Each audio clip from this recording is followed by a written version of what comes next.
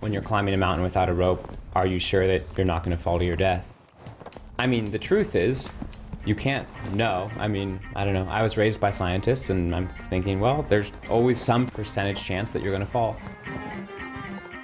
At 26, alpinist Colin Haley is part of a small subset of climbers dedicated to climbing the world's most difficult and dangerous mountains in lightning-quick style. Sometimes even without the safety of a rope. To this core group, highest doesn't mean hardest. They are looking beyond the relatively gentle slopes of Mount Everest. People ask me all the time if I want to climb Everest. Non-climbers generally have this impression that the highest means the hardest, but Everest is not a difficult climb. Someone with little climbing experience can get guided up is not difficult.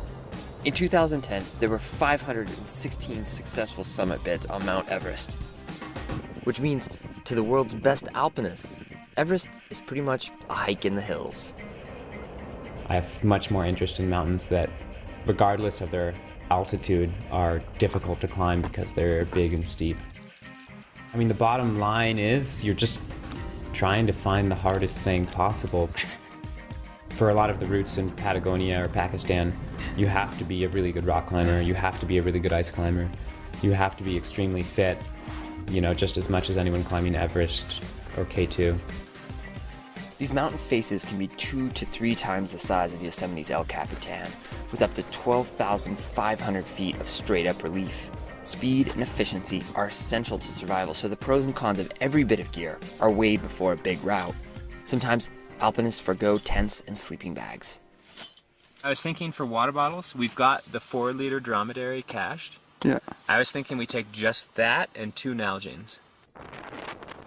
Climbing a route that big with that little equipment leaves you a small margin of error.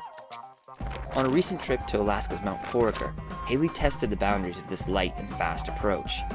After completing a new route, a storm moved in. They had less than a half a day's worth of food left. Without anything to sleep or food or water, you're just going to die pretty quick. Haley's only option was to keep moving in blizzard conditions. After 72 hours of constant exertion without sleep, he made it safely back to camp.